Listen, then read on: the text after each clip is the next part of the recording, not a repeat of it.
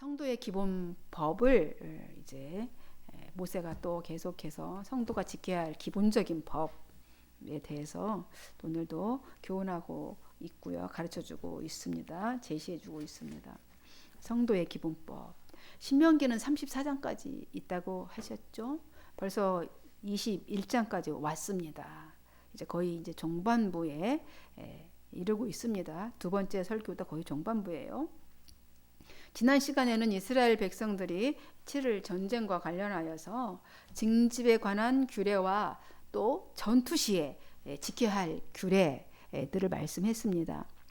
이제 이어서 이스라엘 공동체의 성결과 이제 가정의 질서에 대해서 그 질서를 위한 다양한 이제 규례들을 지금 제시하고 있는 것을 보게 됩니다.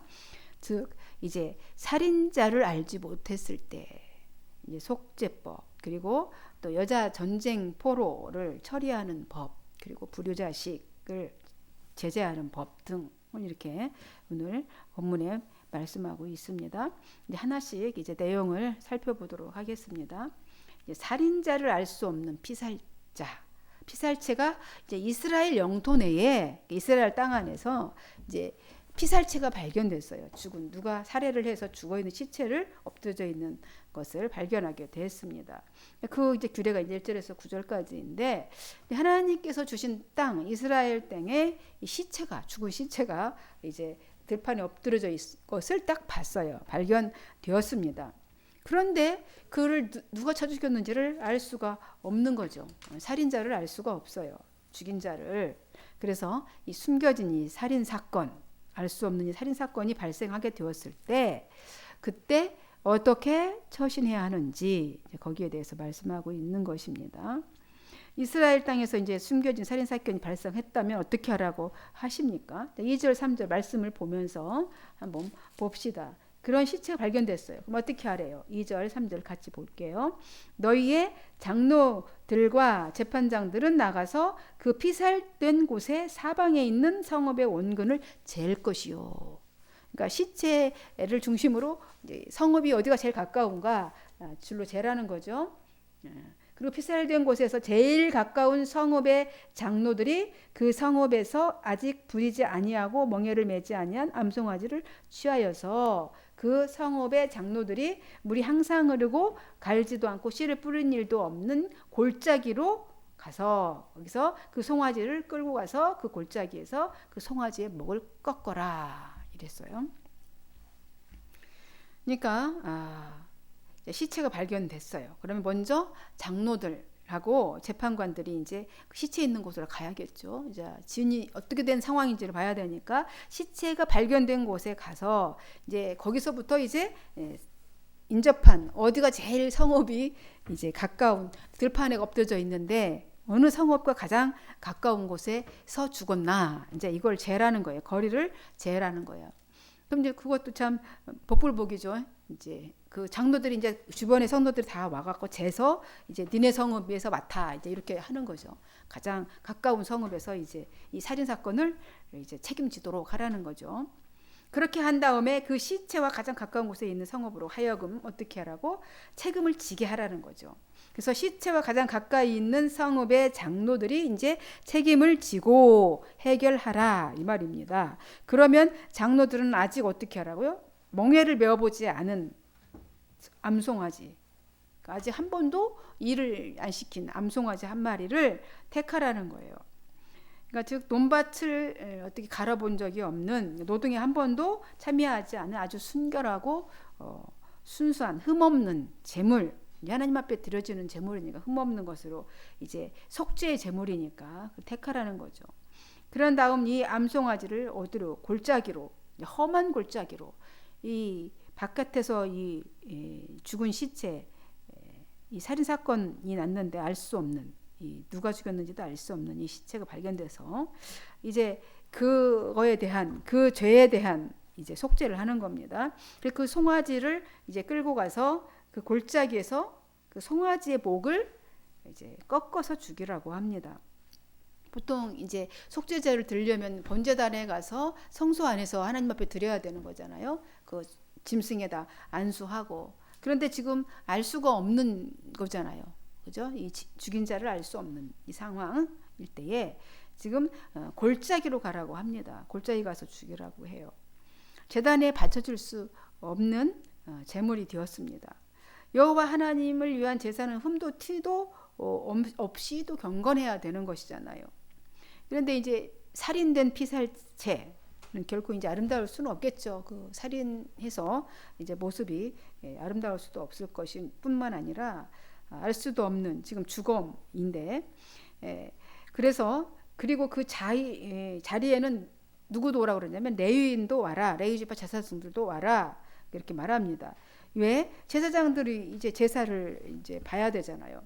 제사장들이 나와야 하냐면 그들은 하나님이 택한 사람들이기 때문에 설명을 해줍니다. 왜 제사장들 나와야 되냐 설명을 해주죠.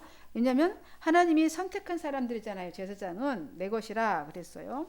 그러니까 제사장은 성소의 일도 하고 이제 하나님의 이름으로 백성들도 축복도 하고 또 백성들 사이에 모든 이 소송 문제나 뭐 이런 분쟁거리가 있으면 다 해결하도록 세워진 사람들이잖아요. 하나님의 사람들이에요. 특별한 사람들이기 때문에 제사장도 장로들뿐만 아니라 그 지역의 리더들, 장들만 뿐만이 아니라 제사장들도 그 시체와 있는 그 해결 장소에 참가시키라는 겁니다. 레위 지파 제사장들과 장로들이 이제 참여한 가운데 이제 송아지 중에서도 이제 암송아지를 택하여 이제 속죄 의식을 그렇게 하라는 거죠. 이제 송아지의 목을 꺾었다. 아프기 그죠? 송아지의 목을 꺾었다는 것은 이제 피살자가 나타난 장소의 죄악이 이제 소멸되었다는 상징적인 표현으로 그렇게 한다는 것입니다. 이렇게 함으로써 이제 범죄자를 처리하는 것에 있어서 그 사건이 나타난 그 성읍 전체 이제 책임이 이제 돌려줄 수 없다 이렇게 꺾어가지고 우리 성읍이 맡아서 그 일에 대해서 지금 대신 그거에 대한 속죄 담당해서 책임지고 그 일을 하지만 전체적인 성읍에 대해서 그 책임은 이제 어떻게 해요? 없다는 사실을 행동하는 그런 어떤 행위로서 목을 꺾어서 그렇게 바쳤다는 것, 죽였다는 것입니다. 그렇게 죽이라는 것이죠. 장로들은 제사장들이 보는 앞에서 이렇게 송아지의 목을 꺾어요. 목을 꺾은 후에 어떻게 하냐면 이제 가서 손을 시냇물에 가서 그 골짜기 시냇물에 가서 물을 씻습니다. 씻으라고 합니다. 손을. 그리고 이렇게 선언하라고 해요. 어떻게 하라고 그랬냐면 한번 봅시다. 어떻게 하래요? 18장에서 8절에서 9절이죠. 그렇게 여호와여 주께서 속량하신 주의 백성 이스라엘을 사하시고 무죄한 피를 주의 백성 이스라엘 중에 머물러 두지 마옵소서. 그렇게 하면 그 피가 어떻게 된다고? 죄가 사함을 받으리니 그랬어요. 8절에. 그러니까 우리의 손은 이 사람의 피를 흘리지 않았고 우리의 눈은 이 사람의 피를 흘리는 현장을 보지 못했습니다. 주여 하나님께서 구원해 주신 당신의 백성인 이스라엘의 죄를 어떻게 씻어 주시옵소서. 이스라엘 백성들의 죄를 씻어 주시옵소서. 죄 없이 죽은 이 사람의 피를 흘리게 한 죄를 주님의 백성에게 머물러 두지 마옵소서. 이렇게 선언을 하라는 거예요. 그렇게 목을 꺾어서 암송아지를 죽여서 그걸로 끝이 아니라 그렇게 한 다음에 손 씻고 이렇게 선언하라 말씀하십니다. 그렇게 하면 그 성읍 사람들은 살인의 그 책임을 면할 수 있다 이 말입니다. 가장 가까이에 있는 그 성읍에 살인 시체가 발견된 가장 가까이 있는 성읍에서 이거를 이제 책임을 지라고 했는데 그렇게 제단의 골짜기에 가서 송아지를 목을 꺾어서 죽임으로 이제 그 책임을 면할 수 있도록 그렇게 했다라는 것이죠. 그래서 이렇게 선언하라 이렇게 말하는 겁니다. 그러니까 살인범의 죄까지 사함 받는 것이 아니고요. 이제 후에 살인범이 만약에 나타났어. 이제 밝혀졌어요. 이제 계속해서 이제 하다 보면 밝혀지면은 그는 이제 사형에 처해지는 것입니다. 이렇게 해서 이스라엘 공동체 안에서 아주 살인죄를 씻어내도록 하라는 것이죠. 그 영내 안에서 어떤 시체가 발견됐어요. 살인자를 알 수 없어도 이렇게 살인죄에 대한 것을 속죄함으로 깨끗이 씻어내라 이런 말인 것이죠. 이 사건의 강조 말씀은 바로 그 피의 죄값을 그 사건이 일어난 땅에서 제거시키라라는 것이에요. 그리고 이제 계속해서 여러 규정들이 계속해서 이제 앞으로 나올 건데요. 이제 여자 포로 아내로 삼는 규정에 대한 이야기를 또 계속해서 얘기해주고 있습니다. 여자 포로를 이제 전쟁이 하다 보면 이제 이렇게 승리를 하고 나면 포로를 이제 취하게 되는데, 포로를 잡아왔는데 그 포로 중에도 여자가 있을 수 있지 않습니까? 여자 포로들도 있습니다. 그런데 그 여자 포로 중에서 끌고 왔는데 너무 이뻐. 보니까 이쁜 거야. 마음에 들어. 그래서 막 그 포로를 보면 막 마음이 콩당콩당해. 그러면 그 여자를 아내로 삼아도 된다는 거예요. 좋겠죠? 포로로 데리고 가가지고 그 여자를 아내로 삼으라는 거예요. 근데 그 여자를 이제 어떻게 하라고? 포로여도 집으로 일단 데리고 와서 의식을 취하라는 건데요. 머리털을 밀으래요. 머리털을 밀고 손톱도 깎으래. 머리카락은 왜냐면 믿음의 이제 어떤 지식, 어떤 신앙적인 그런 것인 거예요. 그래서 머리를 밀고 이제 그 우방을 우상 숭배를 했던 어떤 신에 대한 어떤 그런 지식들이 머리에 있다고 생각을 하니까 그런 인식인 거죠. 그거를 잘라내고, 그다음 손톱도 이제 그 손톱은 뭐냐면 이제 뭘 의미하냐면 생활 살림할 때, 여자들 살림할 때 했던 그런 살림살이 관습 이런 걸 상징해 손톱도 깎으라 말씀하시는 거예요. 이것을 제거하라는 것은 이제 정결 예식인 거죠. 정결 예식으로서 이제 지난날의 거짓된 신앙, 그들이 이방인이 섬겼던 이제 포로이지만 그 땅에서 섬겼던 그런 거짓 신앙과 살림살이들, 그런 법도로부터 완전히 이제 단절시킨다라는 그런 의미를 담고 있는 것입니다.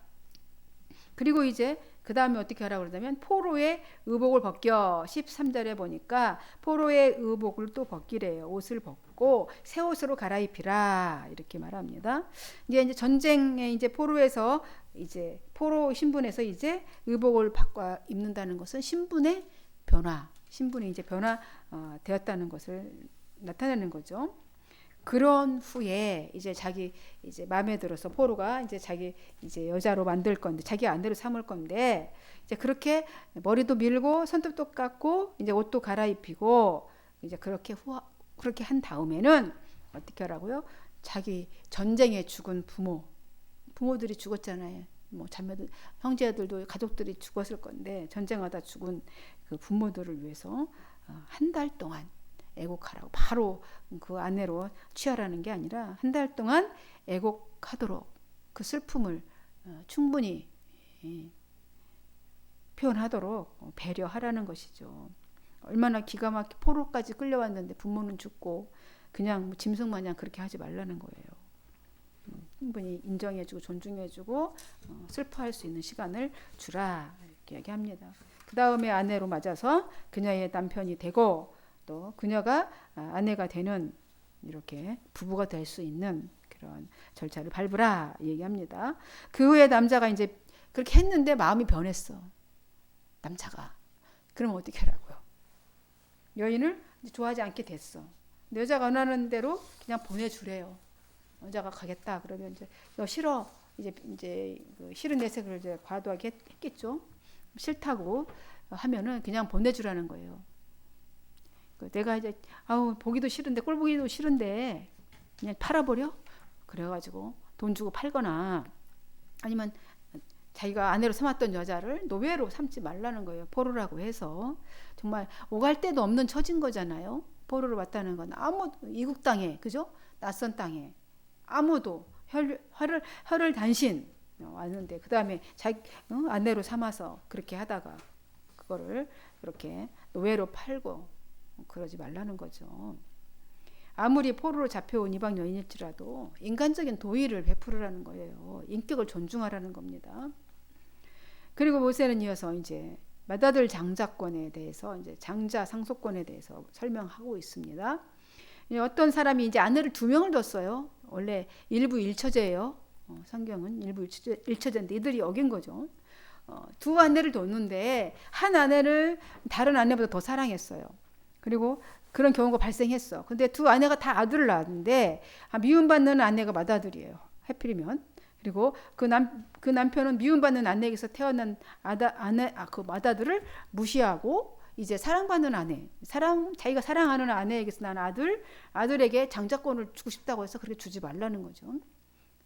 당연히 왜냐하면 맏아들은 자기의 첫 기력이기 때문에 상속권을 마땅히 그 미움받는 그 아내에게서 난 자식이라 할지라도 맏아들에게 첫 장자에게 상속권을 주라는 겁니다.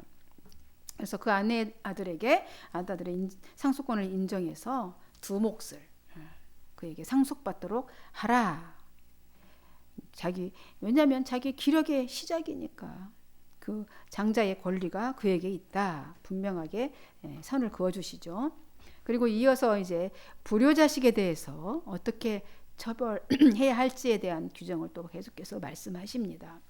참 예나 지금이나 이 불효자식에 대한 문제는 그냥 한 가정의 문제뿐만 아니라 사회적인 문제인 것 같아요.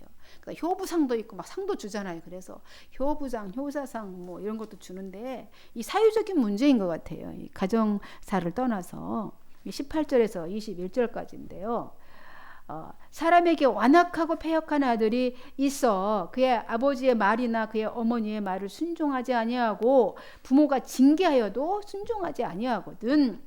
그의 부모가 그를 끌고 성문에 이르러 그 성읍 장로들에게 나아가서 그 성읍 장로들에게 말하기를 우리의 이 자식은 완악하고 패역하여 우리 말을 듣지 아니하고 방탕하며 술에 잠긴 자라.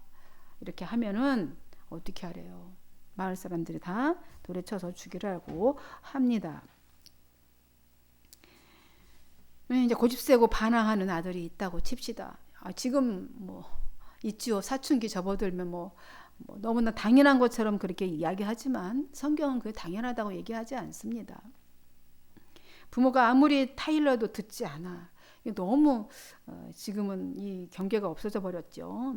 고집이 세고 반항하는 아들이 있어. 그리고 간절히 부모가 호소를 해도 무시해. 그럼 어떻게 하라는 거예요? 이 불효한 자식을. 이런 부모는 없겠지요. 아마 없었을 거예요. 그렇게 이 법을 주신 이유는 그런 짓을 하지 말라는 거죠. 그의 부모는 그 아들을 붙잡아 성문 광장으로 끌고 가질라나 모르겠지만 어쨌든 끌고 가서 어릴 때는 가능하겠지요. 어릴 적부터 아예 그렇게 싹스를 잘라 버려야 되는 건데 이게 성읍의 장로들 앞에 세우고 이렇게 말하라는 거예요. 이런 부모도 아마 없었을 것 같죠. 자기 아들이 그렇게 되면 돌멩이 맞아 죽어야 되는데 그렇게 하지는 않죠. 어느 부모도. 그런데 일단 법으로 이렇게 주셨어요. 고집이 세고 반항하면 부모의 말을 전혀 듣지 않습니다. 방탕하고 술만 퍼마십니다. 이 자식이. 이렇게 얘기를 하면 성읍 온 주민은 그 아들을 돌로 쳐서 죽이래요. 그래서 악을 아예 뽑아 버리라는 거예요. 이 거룩한 이스라엘 백성 안에서 완악하고 패역한 아들을 부모가 고소하여 사형에 처할 수 있다라는 율법을 주라는 거예요. 그러니까 부모의 권위인 거죠. 쉽게 얘기하면 방탕하고 술에 잠겼다 이 말은 뭐예요? 상식선을 넘어선 거예요. 그러니까 자식으로서 부모에 대한 예도 없고, 그죠? 상식선을 넘어섰고 가정 부모와의 관계 속뿐만 아니라 방탕한 생활은 가정만 해할 뿐만이 아니잖아요.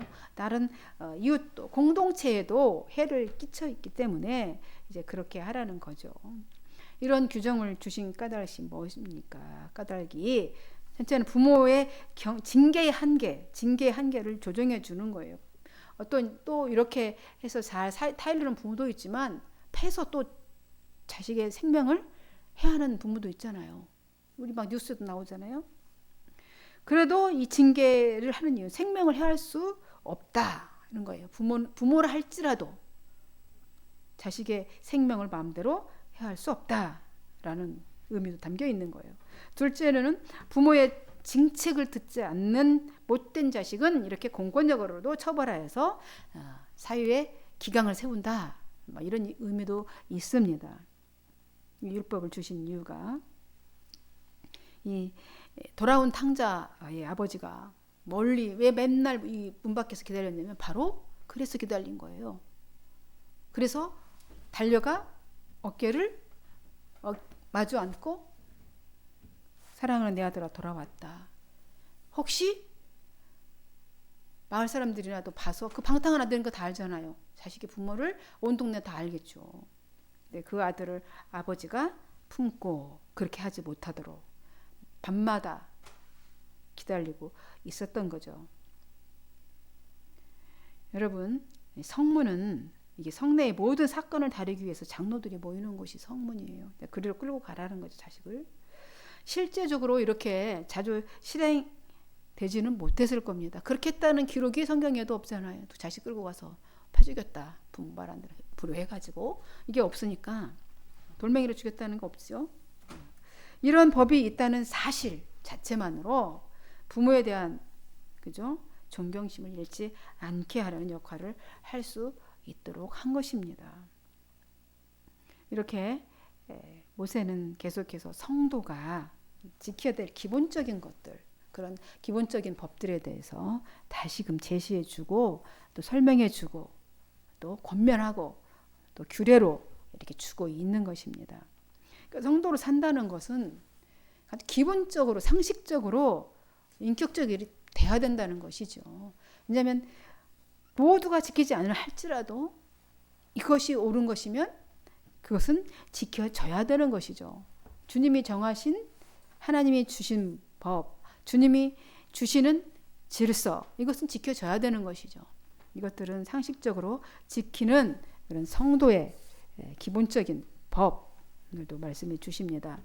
기본적으로 갖추어진 성도로서 갖추어진 모습으로 살아갈 때 불신자들도 우리를 보면서 본받는 것이고 인정해 주는 것이죠. 성도라고 불러주는 것입니다.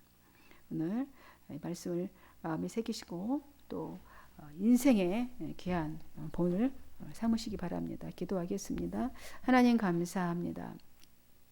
모세는 계속해서 이제 가나안 땅에서 살아갈 백성들을 향해서 부모가 멀리 떠나는 부모가 자식에게 훈계하고 또 이렇게 당부하듯이 율법들을 또 규례들을 생활법들을 또 기본적인 것들을 계속해서 일러주고 있습니다. 그것들을 잘 교훈 삼아서 하나님의 은혜 가운데 하나님의 복을 충분히 드려 살라고 대대손손 살라고 이렇게 주시는 것입니다. 우리도 이 말씀을 받고 마음에 새겨서 정말 주님의 은혜로 대대손손 누릴 수 있기를 바랍니다. 감사하고 축복하고 예수님의 이름으로 기도하옵나이다.